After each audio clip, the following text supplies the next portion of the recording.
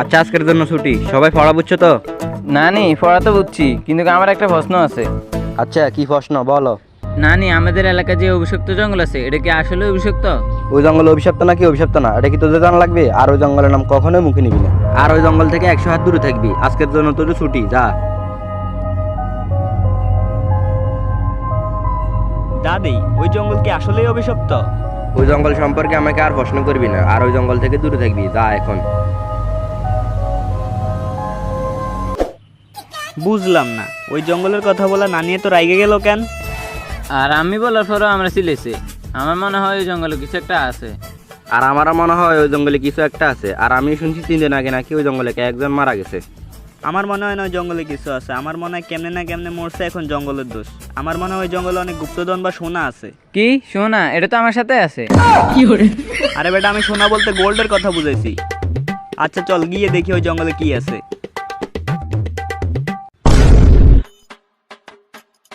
বন্ধু, এটাই তো সেই জঙ্গল। এখন তোরা ভয় পাবি না তো? আরে বন্ধু, আমরা কি ভয় পাওয়ার লোক নাকি? আমাদের অনেক সাহস। আরে বন্ধু, আমার সাহস সম্পর্কে তোর কোনো ধারণা নেই। আমি রাতে 4টা বাজে ভূতের ছবি দেখি। 4টা বাজে ভূতের ছবি দেখো নাকি সানি লিওনের ভিডিও দেখো? এটা আমি খুব ভালো করে জানি। বন্ধু, আমার সাহস নিম্ন জানিস না?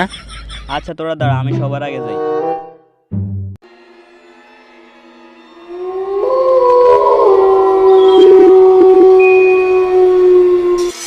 কিরে বন্ধু, জঙ্গলে ঢুকার সাথে সাথেই তো আজে বাজে জিনিস ঘটা শুরু করলো। এখন তোরা ভয় পাস নাই তো? হালার পলারা আমারে ছেড়ে চলে গেল। দাঁড়া, আমার আরো 2টা বন্ধু আছে, আমি তাদেরকে কল লাগাই। হ্যালো বন্ধু, তাড়াতাড়ি আমার কাছে আয়। এই দাঁড়া, তোদের যা কিছু আছে সব আমার দিয়ে যা। আমার যা কিছু আছে সব কিছুই তো তোর। আয় রুমে। সর্বটা, আমি ওটার কথা বলি নাই, আমি টাকা পয়সার কথা বলছি। আমাদের টাকা পয়সা তোরে কেন দিমু? টাকা না দিলে এখন বইরে দিমু। কি বলে দিবি? তাহলে চল রুমে। সর, হালার ফালা লুচ্ছে, আমি চুরি করে দেওয়ার কথা বলছি। বাইরে ভাই কি গন্ধ! ভাই রে ভাই, তোর পাদার কারণে পাচ্ছি। আচ্ছা চল, রাতুলে কল দিছে, ওর কাছে যাবো। দাঁড়া, এবার চল।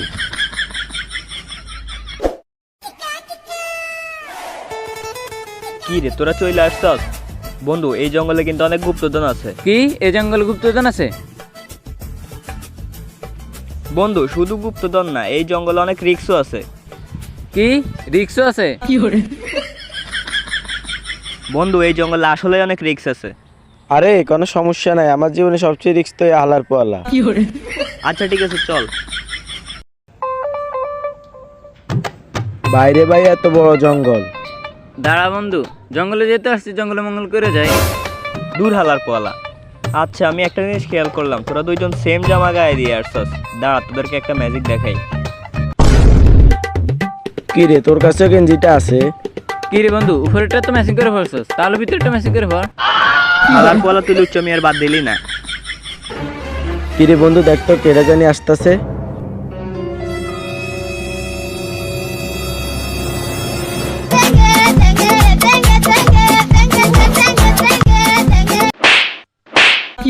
হালার পোয়ালা সবসময় ফাইজলামি করস।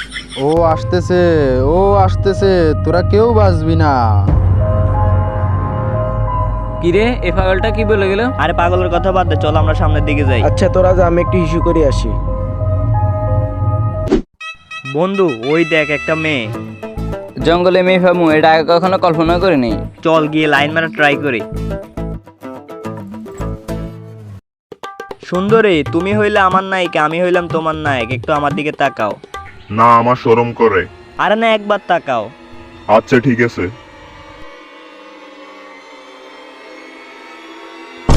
ভাই আমারে ছাইড়া দেন ভাই, আমি কিছু করি না ভাই। আই লাভ ইউ, আমার বন্ধু বলছে, আমি বলি না ভাই। আমারে ছাইড়া দেন প্লিজ।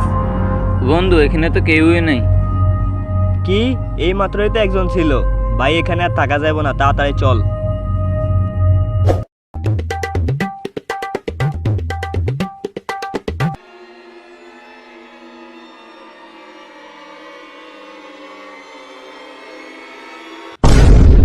এই ভাই দেখতেছেন না, একজন মানুষ হিসাব করতে সাবার ইন্দারেছেন কেন?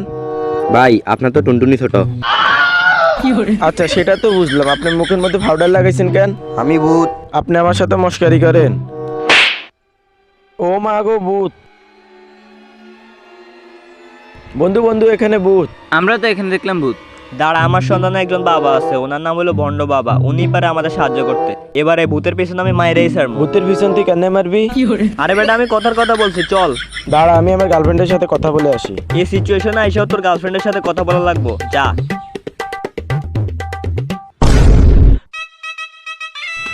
বন্ড বাবা, ভণ্ড বাবা। ল্যাংটা বাবা। এই, তোরা কিন্তু বাবার অসম্মান করতেছস। এ থাম, আমার বন্ড বাবা বলন যাইবো, ল্যান্টা বাবা বলন যাইবো না। আচ্ছা ঠিক আছে, বলবো না, কিন্তু আমি এটা বুঝলাম না, সব বাবারা এরকম বসে থাকে কেন? কারণ বাবারটা দাঁড়ায় না। কি? মানি ফা ফা। আচ্ছা যাই হোক বাবা, আমাদের গ্রামের পাশে যে একটা অভিশপ্ত জঙ্গল আছে, ওইটা কিভাবে অভিশপ্ত হইলো আর এটার সমাধান কি? তাহলে শোন, ঘটনাটা ছিল 50 বছর আগে। একটা ছেলে ছিল যে সারাদিন টিকটক করত, কিন্তু মানুষ তাকে দেখে হাসাহাসি করত, আর যেখানে দেখতো আজে বাজে কথা বলে তাড়িয়ে দিত। মানুষের কথা শুনে তার অনেক খারাপ লাগতো, কিন্তু তারপরও সে হাল না ছেড়ে আবার টিকটক শুরু করলো। টিকটক ছিল তার অনেক বড় শখ, তাই সে টিকটক করা বন্ধ করেনি। তারপরে সে অনেক দিন ধরে টিকটক করতে থাকে। তারপর টিকটক করতে করতে ফাইনালি তার 1 মিলিয়ন ফলোয়ার হয়ে যায়, যার ফলে সে অনেক খুশি ছিল। কিন্তু তার খুশি মানুষের সহ্য হয় নাই। মানুষ তার সফলতা দেখে জ্বলতে থাকে। তারপর সবাই প্ল্যান করে ওর আইডিতে রিপোর্ট মারতে থাকে, যার ফলে তার শখের আইডিটা ব্যান হয়ে যায়। আর সে যখন এই ঘটনাটা তার বন্ধু থেকে জানতে পারে, তারপর সে এই দুঃখ সহ্য করতে না পেরে কাঁদতে কাঁদতে জঙ্গলের দিকে চলে যায়। তারপর যেটা হওয়ার কথা ছিল না সেটাই হয়ে যায়, সে আত্মহত্যা করে ফেলে। তারপরে সে ভূতে রূপান্তরিত হয়ে যায় এবং ওই জঙ্গলে থাকা শুরু করে। তারপর থেকে ওই জঙ্গলটা অভিশপ্ত। আচ্ছা বাবা, সেটা তো বুঝলাম, কিন্তু এটার সমাধান কি?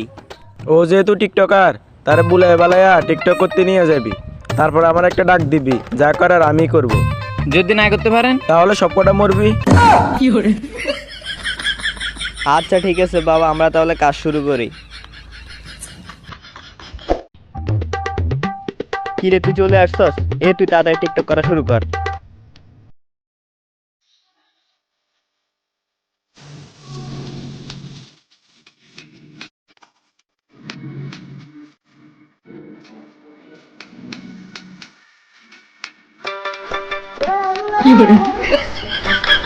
আলার পরে তুই যেটা করতে আসছিস ওইটা কর।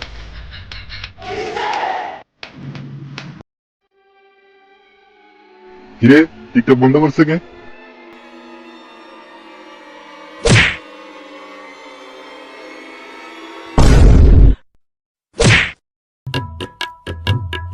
আমি জানতাম এমন কিছু হইব, তাই আগে সব ব্যবস্থা করে রাখছি।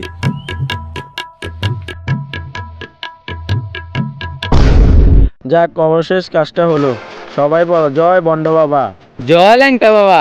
জয় ল্যাংটা বাবা। হালার পলা তো করে খাইছি।